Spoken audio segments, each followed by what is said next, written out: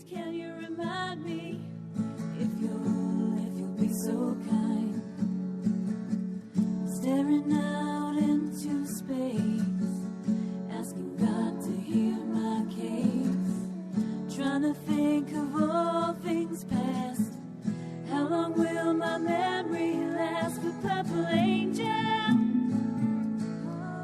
purple angel, purple angel, you're next to me. Well, hello, everyone, and welcome to Alzheimer Speaks Radio. I'm Lori LeBay, and I'm the host and founder of Alzheimer Speaks. For those of you that are new to us, I'm just going to give a little blurb here so you know exactly what we're about. Basically, Alzheimer Speaks is an advocacy-based company providing multiple platforms to shift our dementia care culture from crisis to comfort worldwide. And we believe that by joining forces and sharing knowledge and just having these everyday conversations about life with dementia, that we can remove the stigmas attached to memory loss and help those living with the disease continue to live with purpose. My own mother had lived with the disease for 30 years, was diagnosed or started having symptoms, I should say, in her mid-50s and lived to the age of 86. And so I personally know the challenges that families deal with when it comes to Alzheimer's and other types of dementia. At our core, Alzheimer Speaks believes that collaboratively, the only way we're going to win this battle against dementia is by doing it together. And I know that that's working because of all of your likes and clicks and shares. You see, each of you has had a huge impact on raising awareness just by sharing our information and our content that we have on Alzheimer Speaks. Because Dr. Oz and ShareCare named us the #1 influencer online. And again, when you listen to one of our radio shows and you share that with your Facebook friends, your Twitter tribe, your LinkedIn colleagues, etc., it just allows more information to be available when people are ready to tap into it, because there is a person every 3 seconds being diagnosed somewhere in the world, and it's so critical that we get this information out there. Along with our radio show, we also do a webinar series twice a month called Dementia Chats, which is free to the public, and our experts on Dementia Chats actually have dementia. We also just started a new video interview, which is called Conscious Caring Resources, where we interview a variety of people, but it's just going to be in a video format. We also have a blog, and I personally do speaking and training as well. So we have lots of great resources. We have an actual resource directory that you can become a part of or utilize and find resources that you need while dealing with this disease. I'm just so honored, to do this show. Before I introduce our guest today, though, I just want to give a shout out to a couple of companies. One is FreshBooks, and if you're like me and have a tough time sometimes tracking all your finances, FreshBooks is really a nice route to be able to go, and you can get a free 30-day trial. Just go to gofreshbooks.com/alive. That's gofreshbooks.com/alive. There's also another free offering from Audible. You can get a free 30-day trial to check out one of the audiobooks, and they have tons of them to pick from. So in order to tap into that, just go to audibletrial.com/social. audibletrial.com/social, and pick out one of the books and see what you think there. Who else do I want to give a shout out to? I'm so impressed with the Purple Angel Project, which Norms McNamara started. It's in over 19 countries now. Alzheimer Speaks is the U.S. launch for that. So if you're interested in utilizing a symbol that represents all dementias and isn't going to cost you any money, but you can put it on your Facebook, your Twitter accounts, your emails, your marketing materials. All you have to do is read one little 8.5 by 11 poster. The Purple Angel Project is not about having all the answers. It's really about raising awareness. Just go to alzheimerspeaks.com and then go to our projects and initiatives page and click that you'd like more information, and I will get that out to you. Let me go ahead and introduce our guest today. Patti Kerr is a certified Alzheimer's educator. She's a keynote speaker, and she is a former Alzheimer's caregiver, and she's written this lovely book called I Love You, Who Are You? And it's all about loving and caring for a parent with dementia. And I can so relate to it. Patti and I have tried for actually a couple of years to get together to have her on the show. So I'm really excited to have her with us today. So welcome, Patti. How are you today? I'm fine, Lori, and I'm excited and extremely honored. So thank you for this opportunity from the bottom of my heart. Well, thank you for taking the time and not going up to the lake to spend with us. I really do appreciate that very much. Why don't you give our audience a little background, if you don't mind, before we start talking about the book, regarding, how you got involved with Alzheimer's. What exactly happened in your life to trigger this? Well, honestly, Lori, I think like you, it was something that happened. It's like that quote John Lennon has, that life is what happens while we're busy making other plans. This was not in my life plan to become a certified Alzheimer's educator. It was not in my plan to write a book about Alzheimer's. Back in 1985, I actually wrote a life list, which included one day writing a book, and I never expected the book I would one day write would be about Alzheimer's, but it's where life took me. Back in the 1970s, my grandmother started getting more and more forgetful, and my mother took her to the doctor, and the doctor said it was just normal aging and not to worry about it. But over time, her memory and her behavior worsened, and my mother took her back, and this time the doctor said she had what at the time they called hardening of the arteries in her brain. Mm-hmm. And my mother and her 5 brothers and sisters took care of my grandmother for a while, and then ultimately they ended up placing my grandmother into a healthcare facility. It just became too difficult, and my mother ended up being the only one really caring for my grandmother.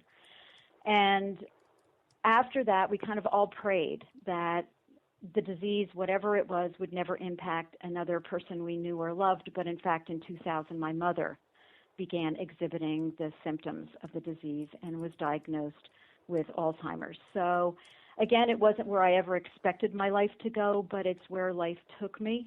And after my mom passed, I sat back and I thought about it, and I thought, you know what, we've been down this road twice, and while I can't change the outcome for my grandmother or my mother, maybe there's a way to pay forward everything that they went through and help others on a journey. So I spent about a year and a half interviewing over 100 other family and professional caregivers, and actually wrote the book that I wished I'd had during all the years I cared for my mother, because I'm being completely honest when I tell you 95% of what is in my book I had no idea about during all the years I cared for my mother. So I wrote the book I wished I'd had on my nightstand during all those years. Well, and I can so relate to that, because I know when my mom was going through this, 30 years ago, there really wasn't much of anything out there, and what there was, nobody talked about. Right. And so we've come a long, long ways, but we have miles and miles to go in terms of helping families and communities at large and individuals diagnosed with this live well with it. So I'm so glad that you wrote your book. I still haven't gotten mine out. I'm working on a couple of them. One of these days, I have so many different platforms I'm working on. Those are my excuses. But, it takes, I don't know if people know what it takes to write a book, and it is a lot of work. And you really have to, stick with it. I mean, even if the stories and stuff flow to you, the process is all encompassing. And so kudos to you for sticking with it and getting this book out to help families. When did you decide that, that you were really going to, put your toe in the water? I know you had mentioned that you had kind of said you were going to write a book, but you didn't really know when it was. But when did you decide, hey, I have to write this book on my journey? Well, I think honestly it was during all the years I cared for my mother, I used to, when I have strong feelings or I'm going through something intense, I've always written either in a diary or a journal, or I write on small snippets of paper. And during all the years I had cared for my mother, I used to write things down because, as you know, things come up and you don't know what's going on and you don't know how to deal with it. And for me, it helped to just write it down. And I kept throwing these in a box. And on the 1-year anniversary of my mother's death, I actually took this box out and started looking through these papers. And I can't explain what happened, but something inside me, I don't know if it was spirit, I don't know what it was, but something said, you need to do this. And it not only helped me heal from the loss of my mother, but again, I also felt like in some way I was working with my mother and my grandmother to now pay it forward to help others. So it wasn't ever the book I thought I would write, but I am immensely blessed. It was the book that life led me to, and that I was able to do it. Wow. Well, that's, I think writing is so healing during this process, even if you don't share it with anybody, just writing it down and throwing it in a box or a diary or wherever where no one else reads it. I think it's just, right. It's such a healing piece. And then for those that, take that and do something different with it and go public with it, I think there's a whole nother layer of healing, every time you talk about it and speak about it, not only for yourself, but then for your audience as well. And the other thing, Lori, was I was extremely honored at the number of people who came forward and said, I've been through it or we're going through it and I'd love to share our story. I'd love to share our experience and our insights. So it really was the courage of a lot of other caregivers that stepped up and said, this was difficult or this worked or that didn't work or this is what I would recommend. And I really owe so much to those people who were courageous enough and brave enough that they wanted to tell their story to help other caregivers. Yeah. Well, that's a beautiful thing that you did. In one of the early chapters of your book, you talk about the first 4 steps every caregiver should take. Can you go through that with our listeners and share those 4 steps with us? Sure. Basically, what I asked the caregivers was, if your best friend came to you today and said that their mother or father or spouse or whoever was just diagnosed with Alzheimer's, what would you tell them are the first 4 things they need to do? And the 4 things I'm about to share are the things that kept coming back over and over and in this order. The first thing they said was to get a diagnosis and the right doctor. We all know that there are other conditions whose symptoms can mimic Alzheimer's, and there are treatable conditions whose symptoms can mimic Alzheimer's. So it's really important to get a diagnosis and not just assume that because someone is getting a little forgetful that that's what it is. And to do that, we really need to get the right doctor or team of doctors who we trust and we can work with, because they'll also be our care partner in the years to come. The second thing they suggested was getting the family together, and without question, they all said this was probably one of the most difficult things they had to do, because after the diagnosis, then it becomes a process of not only the person who's been diagnosed, but the family accepting the diagnosis. And not everyone accepts it in the same way or in the same time. But it's important for the family to get together and discuss it and try to figure out their care plan, and also to get together on a regular basis and tweak whatever they're doing and see if they need to make adjustments. The third thing they said was everybody should get their financial and legal house in order. There's a list of documents in there that, we suggest people have in place. And the thing we need to consider, Lori, is like your mom. Your mom lived a very long time with this disease, and depending on whatever journey you're going to take or what your path is going to be in caring for your loved one, you need to have a plan in place. If you're going to try to care for your loved one at home, what is that going to look like for you in the years to come? I had one of the caregivers tell me, and it was something I never actually considered. She said her mother had been diagnosed with Alzheimer's, and her father was caring for the mother, and they had their wills in place and had named each other as executor. Father was in very, very good health. However, as the mother's Alzheimer's advanced, he unexpectedly had a heart attack. She was still named executrix of his will. And now the family not only was dealing with the loss of their beloved father, but they were also dealing with going through the timely and heart-wrenching process of having the mother declared incompetent. So important to get those documents and plans in place. And the third is to get support. As much as our extended family or friends love us, unless they've been through what we're going through, they honestly have no idea what we're going through. And it's important that we have people who get it and who get the disease and get exactly what we're going through. Oh, those are great tips for the first 4 steps. Get that diagnosis and get the right doctor, and neither of those are always easy.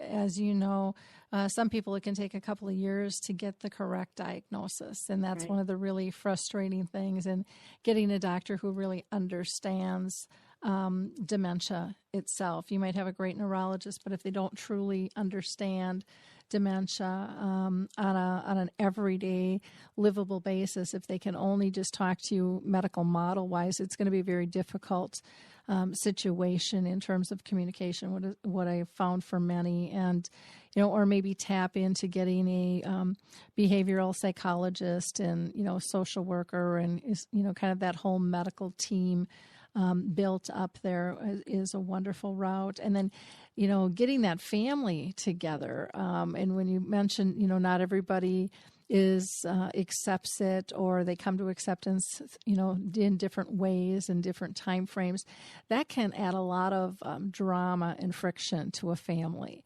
And so, if you have had family dynamics in the past that haven't always been pleasant, they're not going to go away just because someone got ill, usually.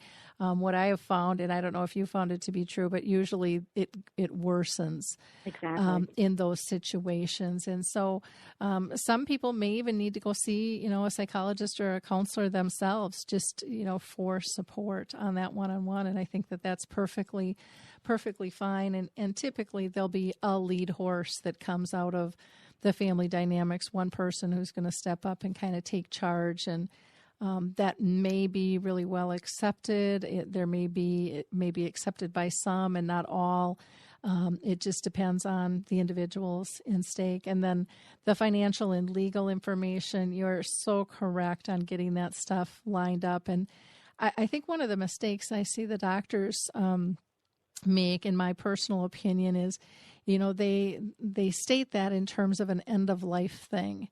And, and they really take away people's hope. And I think that they really need to start rephrasing that is just a good business. If you want to be in control of your life, which everybody does, if you want to be independent, then these are all pieces that we all need to be looking at all ages of life. But it's even more critical when an illness comes around, that they're in order. And that's something that families can even do together sometimes to ease the burden of it being a true end-of-life thing. Because, for my mom, it would have been 30 years. That's not, people wouldn't look at that as an end-of-life issue, Right. But yet a lot of the doctors, make it sound sometimes when they get diagnosed that, time is really, really short. And so that's just, things that I hear from those with dementia. And then getting support, again, such a critical aspect. Taking time for yourself as a care partner is very critical, or as one who is diagnosed. There's a lot of great support out there now with dementia mentors and, all different kinds of groups, social media wise, that people are connecting all around the world. So I love those 4 points. Can you tell us, for those 4 steps, how did it work out in your family? How did you handle each of those steps? Well, again, remember, we didn't know this during the years we were caring for Mom. So initially, the diagnosis, I started seeing things happening with my mother, and I was getting more and more concerned. And what I ultimately ended up doing was writing a letter to my mother's doctor. My mother was extremely social. She loved to talk. She loved to laugh. And she was gratefully, physically, very, very healthy. So I knew she was going to see her doctor twice a year for maybe 15 minutes for a quick checkup. And she was able to mask the symptoms by laughing or kidding or just joking around with him. So I sat down and I wrote him a letter, and I told him I understood he couldn't talk with me about this, but that in those 15 minutes he was spending with my mother, she was probably masking what I was seeing going on at home. And it was increasing in frequency and increasing in intensity, and I gave him a list of things. And I said, next time you get together with my mother, please just pay attention to this. And I never heard from him, but he did call my mother in for a medical exam. And I was at my parents' house, and when they walked back in, my mother stormed past me into the bathroom, and I said to my dad, well, how did that go? And he said, not very good. He said he told her she's in the beginning stages of Alzheimer's. Well, she came out of the bathroom. What had happened is her doctor had given her a sample of Aricept, had told her what his findings were. Well, she had gone into the bathroom and flushed the Aricept down the toilet and came out of the bathroom and said, first thing, I will never go back to that doctor, and second thing, there is nothing wrong with my brain, and when there is, I'll tell you people. So that took care of getting the diagnosis. Didn't go so well. So then getting the family together, I said to my dad, what are we going to do? And he said, nothing. And I said, well, Pop, we need to talk about this. And he said, we're never going to talk about it. He said, if your mother knows she has what her mother had, it will kill her. So honest to Pete, Lori, we never talked about it. I also knew that my parents had made what I call the promise to one another, that if either of them ever got sick, they would care for each other in their home. And I knew that if it became too difficult, that I would stop working and help my father. So that was the whole getting the family together. That kind of took care of itself. We didn't get together, but we all knew what was going to happen. Financial and legal, my mother was brilliant with that. She had everything in place, and I'd been working since I was 14. I'd begun to, save up some money, and I had a retirement fund going. And when it came to the point where my father was struggling with caring for my mother on her own, I just stopped working, never stopped to think how that was going to impact me financially. And long story short, I ended up going through my savings and my entire retirement account. So didn't stop to think about that. And then getting support, I had a very dear friend every single month invited me to go to the Alzheimer's Caregiver support group, and every month I told her she was crazy. And I told her I was doing this 24/7, and the little bit of time I had in any given day or week, I didn't want to spend it with a bunch of strangers talking about Alzheimer's. But I'm going to tell you, I went, August 2007, I went, and I told her, I'm going this one time to shut you up. And it was a one-shot deal. I went, and when I walked in, I'd learned things that night that completely changed my approach to caregiving. Unfortunately, without my knowing it, we were in the last 6 months of my mother's life, but it was huge in the way I approached my day and caring for my mother. I mean, I finally got it. And also, life doesn't stop to allow you to just care for someone with Alzheimer's. I mean, you still have to go on with your life. In addition to the Alzheimer's, about a year later, my mother was diagnosed with non-Hodgkin's lymphoma, and she wanted to go through the treatment. About a year after we got finished with that, my husband was diagnosed with stage 3 cancer. We went through that. So life doesn't stop, and that support was so critical. Unfortunately, I didn't get it until the end of the journey, but I was grateful it was there at that point because, like I said, we were at the end of my mother's journey, and those people were there to really lift me up and support me in those final months. Wow. It amazes me listening to your story on how similar in many ways they are to my own. And I think that every time I hear somebody talk, I mean, there's just so many similarities that we all go through and struggle with. It's just kind of incredible. When you said you went to the support group kind of to show them, there wasn't enough time, but okay, I'm just going to make this stop, type deal. And I did that with girlfriends. They kept asking me to go out to coffee, and I just kept saying no, I couldn't. And then, one day I just really and actually snottily said, I'll give you 10 minutes of my time, like I'm the big queen bee coming to town.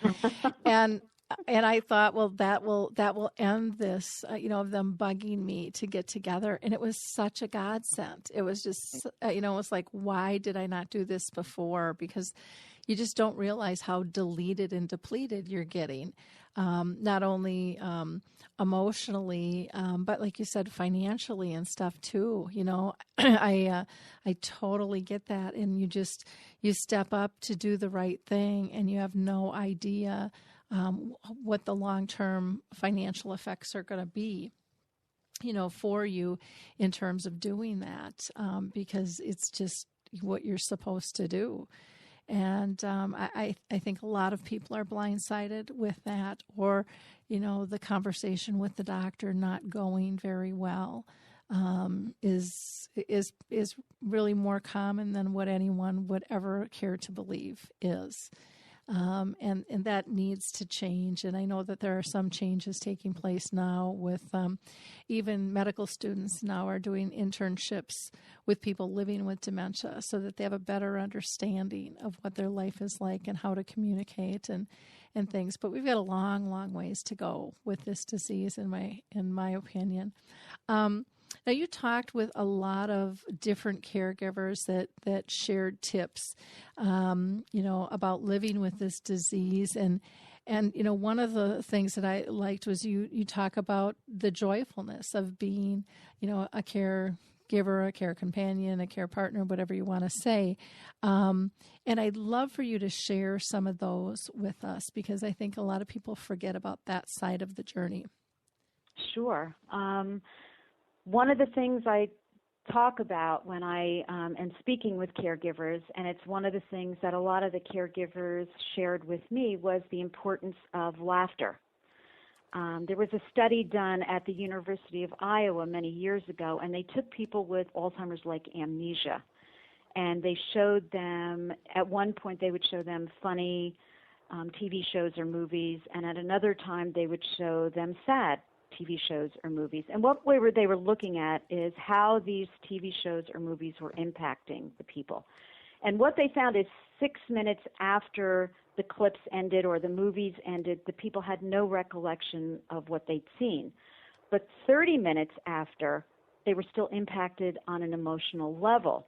And what was even more interesting, Lori, was that the more memory impaired the individuals were, the more they were impacted on an emotional level. And I tell caregivers, it's important for you to laugh. It's important, even if you're concerned they're not going to understand the joke, they're going to pick up on the emotion in the room. They're not only going to pick up on the emotion, but they're going to oftentimes mirror the emotion in the room. So important to laugh. Another thing that came through, they shared a lot of tips, but a lot of what it boiled down to, honestly, was a deliberate shift in our thinking and our expectations, not only of ourselves, but of the person that we're caring for. Caregivers, honestly, are extraordinary people. I mean, that's hands down how I feel about them, because they are caring for another living soul, which in my eyes is the work of an angel on earth. But what I find is that caregivers typically set the bar extraordinarily high for themselves.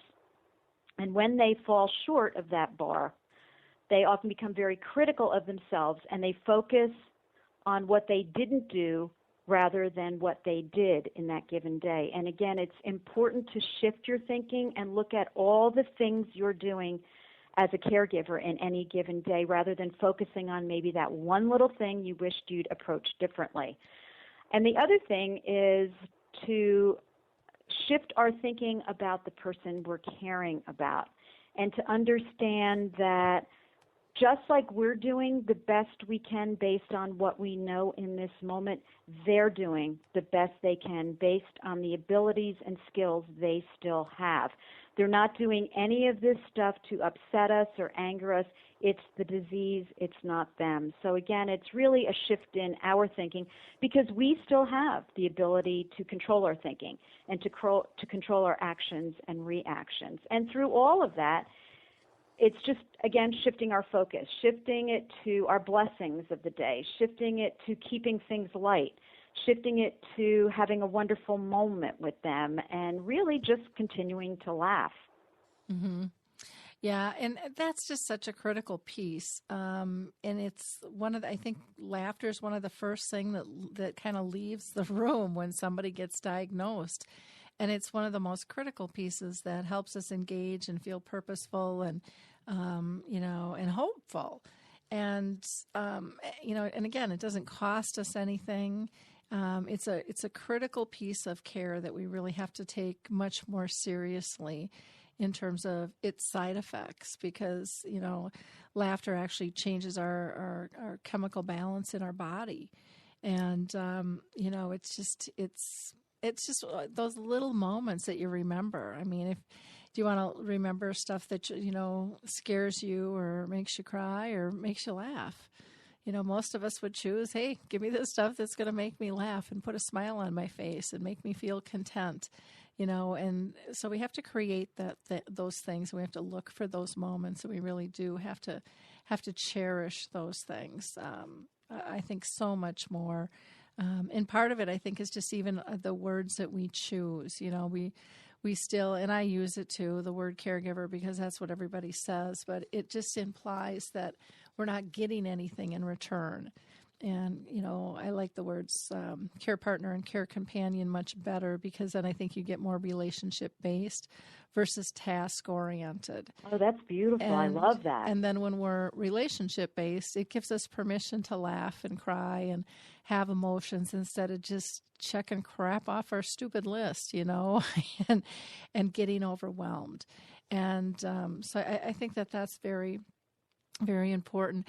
One of the things I was interested in was, and I always find this interesting when I talk with authors, is how did you pick the title for your book? Is that something that your mom said to you? I love you. Who are you? Actually is.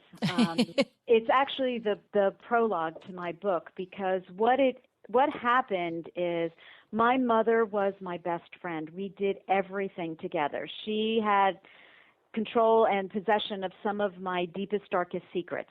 Mm-hmm. But she was absolutely my best friend. And again, because my grandmother had gone through this at a time when we really didn't know anything about the disease, and because I still didn't know anything about the disease, what ended up happening was I was convinced, even after my mother was diagnosed, that we would never, ever get to the point where my mother would forget me or forget my name or forget who I was. And I share the story in the beginning of the book about the day that I was actually sitting with my mother and giving her a manicure. And she looked at me and she said to me, "You are always so nice to me. I love you." And then she paused and she ended it with, "But who are you?" And in that moment, Lori, I knew that my world had just shifted on its axis. Everything, the entire thing had changed. So that's where the title, "I Love You, Who Are You?" came from, that moment in time. Wow. Yeah, and it does, that importance of hearing our name and knowing how connected we are, we value so much. But, as I'm sure you found out, your relationship was so much deeper with Right. your mom than just a name. And that is something I think so important that we have to educate people on. We are more than a name. We're energy that's intermingled. We, sit contently in silence. We don't always have to be busy. We don't always have to be fixing something because we can't fix this.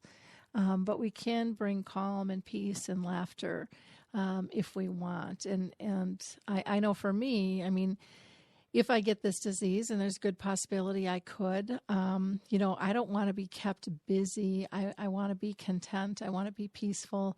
I want to feel engaged. I want to feel loved. So don't just have me go play bingo or keep me busy because it makes you feel good. I'll be kind of like Harry Urban, who's diagnosed with dementia, says, and I just think it's a brilliant statement. I like to relax before I got dementia. I still do. Right, and it's focusing on who was the person before the disease. What did they like to do? Exactly. I tell caregivers that sometimes the most important thing you're going to do in any given day is nothing. Sometimes the most important thing you're going to do is just be there for the person. But we get task-oriented, we focus on our agenda, but the relationship always trumps a task or an agenda. It's really about being connected to the person. And like you said, just sitting. The most precious moments I had with my mother were the nights that my dad and my brother and I sat on the back porch and just sat there holding her hand and watching the birds at the bird feeder. Mm-hmm. Most precious moments I have with her. Yep.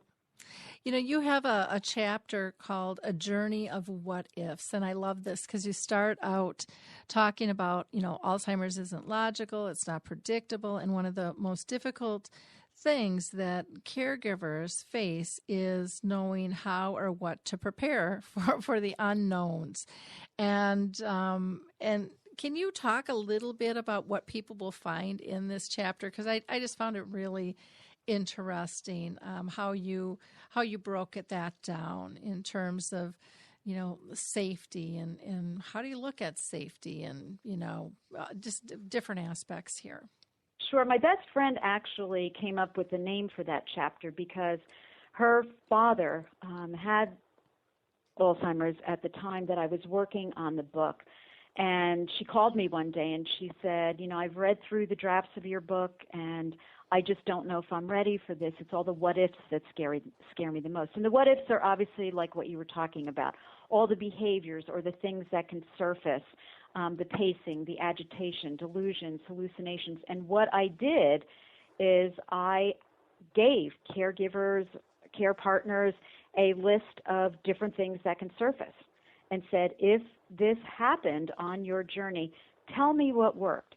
Tell me what you would have done differently, and tell me what you would want other people to know if this behavior surfaced. Because, again, I really wanted a book that people could put on their nightstand so that if something surfaced in the middle of the night and there was no one they could reach out to, they could flip through the book and say, okay, let me try this. Maybe this could work. And there's so many different things that came up. So there was one of the things that came through was trying to find the trigger behind a behavior. Mm-hmm. Looking to see if it's a sudden change, is it truly a change in a level of their abilities or awareness, or is there something underlying, something environmental? Is it a drug interaction or reaction? Is it a urinary tract infection or dehydration or constipation or a vision problem, a hearing problem? So really they gave just a lot of really incredible information and insights to help other care partners. Yeah, I love this, and I am just going to highlight some of the things because you talk about things to think about. Safety first. Safety at home, and you just have. They've just got all kinds of ideas here, and you talk about safety evacuation.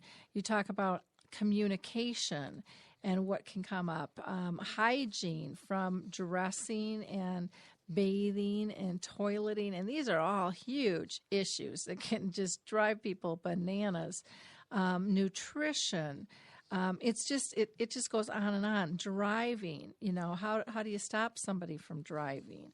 And you talk about behavioral problems and what to watch for. Finding this triggers, I think, again, people putting on that investigative hat, like you said, is just so critical. And so often we just snap instead of thinking that there really is a rational reason for their behavior, with this. We have to figure out what it is and what's causing it. But you talk about sundowning and repetitive questions. And it goes on and on and on and with hiding and hoarding and losing things and hallucinations and aggressive and violent behavior that can occur.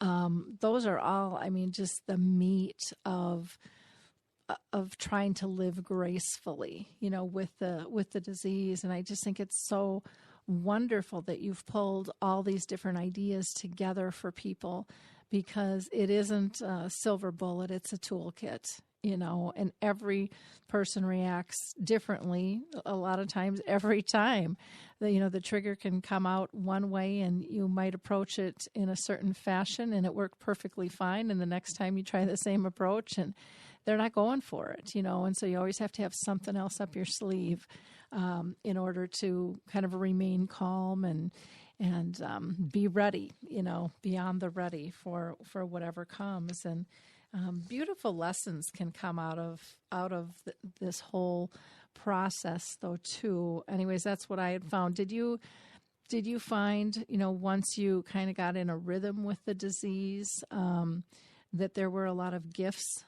that you received from being on this journey with your mom and your grandma? Oh, absolutely. I think anyone who is in a position where they're spending time with them, for me, it was a lesson in really living in the present moment.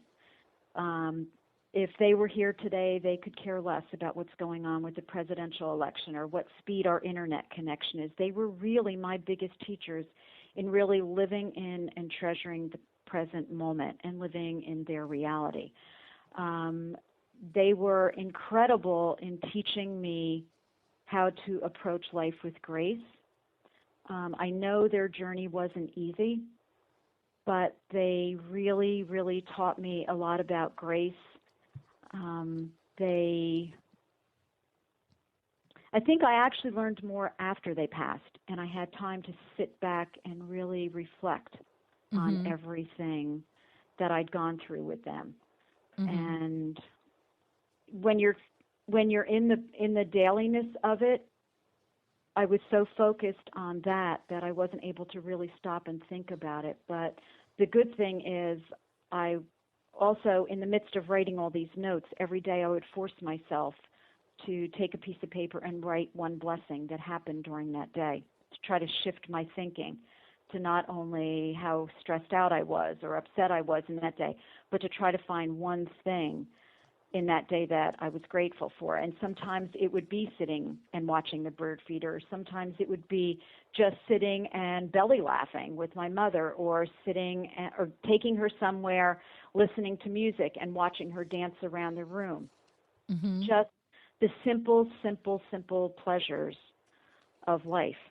Yeah, that I think we all take for granted until something kind of catastrophic hits. And then you just look at life different, and there's just no way to go back to the way you used to look at it. You just don't see it that way anymore. And Right. and I think that is, I think that's one of the biggest gifts this disease has to give us, if we choose to go there. When I was speaking in, where the heck was I in? I think it was in Tyler, Texas, last month, and somebody said, well, why do you think the disease is here? And I said, I think it's because we're not listening. We've gotten really off kilter. We're not treating each other very well. And this disease is going to force us to be human at a very basic level and get back to basic needs of relationship and physical and psychological needs of one another, and really having to pay attention. And like you said, to be present. And I think it's here to force us to be better. And this woman came up to me afterwards and she says, oh my gosh, she says, I just started crying when you said that, because her dad had really bad hallucinations. And after one of his episodes, she asked him, why do you think this is? And he said, because we need to treat people better. Oh. And she said at that moment, he was just so clear in his mind. But I think in the hardest of situations, there is clarity, there is hope, there are lessons to be learned. If we ask ourselves, what is the lesson, it will come to us. And, I see that in your your questions, on looking back in the journey in chapter 8, you ask, what do you wish someone would have told you about the disease? What do you think you did right? Which a lot of times we don't look at. What did we get right in this process? Right. That's really important. And looking back, what would you have done differently? These are all really great questions. What would you want other sons and daughters to know about loving and caring a parent, for a parent with the disease? Your questions are just really, really good. How have you been changed by this experience? And it's impossible not to have been changed, I think, if you're part of this process. And you talk about life after giving care as well. So you did just a beautiful, beautiful job with this. And I really encourage people to go and buy this book. Again, it's called I Love You, Who Are You? Loving and Caring for a Parent with Alzheimer's by Patti Kerr. And you can go to her website, Patti, PattiKerr.com. And you can also find her on LinkedIn, or you can go to Facebook and just put in I Love You, Who Are You? And that will lead you right back to Patti as well. So if you're looking for, an educator or keynote speaker, give her a jingle. Are you working on any other projects right now, Patti? Well, it's interesting. Like I said at the beginning, Lori, I never expected that. When I wrote back in 1985 that I wanted to write a book, I never would have expected the book I would write would be about Alzheimer's, but it was. Mm-hmm. And then I never thought after the book came out that I would be speaking and doing staff trainings, but I am. And then I thought, well, if I ever do write another book, logically it will be about Alzheimer's or caregiving, but instead 2 months ago I came out with a new book called Magical Dogs, and it's about the connection and their true stories of people and the connection they had with their dogs.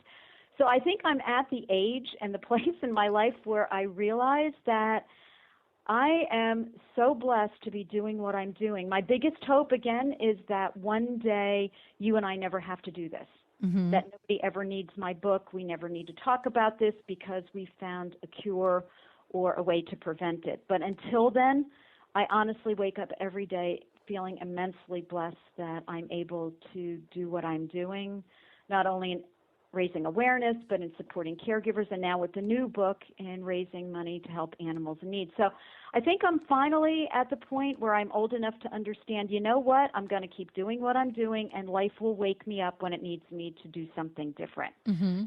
So no concrete plans right now. I'm just kind of enjoying the ride and staying open to opportunities and what may come my way. Wonderful. Well, I thank you so much for all of your hard work and sharing your story and others with us. And I look forward to your new book as well. And just wish you the best. Thank you, Lori. And again, I cannot thank you enough for making this opportunity available to me. I salute everything you're doing to raise awareness and support care partners. You are an incredible role model to the rest of us who are doing this. So thank you for everything you do. Wonderful. Well, listen, you have a wonderful Memorial weekend. And thank you. Tell your dad I wish him luck as he rides down the road in the parade. I will. I absolutely will. Thank you so much. Thank you. You have a great day. You too. Thank you. For those of you listening here at Alzheimer's Speaks on Alive and Social, I'm just going to give a shout out to a couple of my colleagues here. Apples to Apples, that airs Monday at 2:30 Central Time, and that host of that show is Scott and Drew Applebaum, who's a father and son team who discuss sports. And you can check their show out anytime. Just like Alzheimer's Speaks, everything is archived. So if you can't be available Monday at 2:30, don't worry about that. You can listen to their shows anytime and find out if Father really knows best. Another show you might be interested in is Joan of Art. And she does a podcast on Alive and Social, and she investigates and celebrates people who do art. And, art is so popular now with dementia and getting people engaged. So you might pick up some ideas there. If you missed our last show on the 17th, we had 10 tips to make life easier when caring for someone with dementia. And we had Penny Garner with Speckle on from the UK and Cindy Lewinsky from Dementia Friends, Dementia-Friendly Communities, I should say, in northern Colorado, talking about her initiative there. On May 10th, we talked on our Dementia Chats webinar about what it's like to be a mother or father that's diagnosed with dementia and how that feels like on these holidays. This morning we had our session and we talked about dementia and anger, and I will be getting that posted here in the next couple of days, so you can watch for that. The next Dementia Chats Live webinar will be June 14th, so feel free to join us there. And our last Conscious Caring resource, which is a brand new venue that we've started, which is a video interview platform. We were lucky enough to have Pauline Gordon with us, who has vascular dementia, and she has written a booklet to help those diagnosed and those that care for people with vascular dementia. Next on Conscious Caring Resources, we are going to be talking with Alon Caspi, who is a behavioral therapist, and he's got some really cool stuff. So I'm looking forward to that. That will probably come out in a week or so, in the beginning of end of May, beginning of June. And what else? I wanted to just highlight a couple of blog articles. One was about children caregivers, and it was a great musical video. And that was posted on the 20th. There was also a really interesting article by Michael Ellenbogen called The Path of Alzheimer's. Why did it take so long? And just yesterday, the 23rd, I reposted something that Brian LeBlanc, who is also living with dementia, wrote, and it's entitled I Hate You. Pretty moving piece. I want to give a shout out before I go to the Caregiver Alert Center, where it's a great place to have information disseminated in case someone would wander, and it's a way for you to prepare ahead of time for that, and a very reasonable fee. It's only $15 a year to be able to have your ducks in a row in case something like that would happen. In the meantime, check out our tools on alzheimerspeaks.com. Just become a member, and you'll be able to download, for example, your memory chip, which helps you focus on, is someone safe, happy, and pain-free. We'll talk with you soon. Have a great week. Bye now. Hi, everyone. This is Meredith from the Senior Fitness with Meredith podcast, where I discuss all things for seniors, from fitness, your health and wellness journeys, how to be all over strong and beyond. I also have my mini podcast called Motivation with Meredith. It's a great, quick motivational pick-me-up for your days.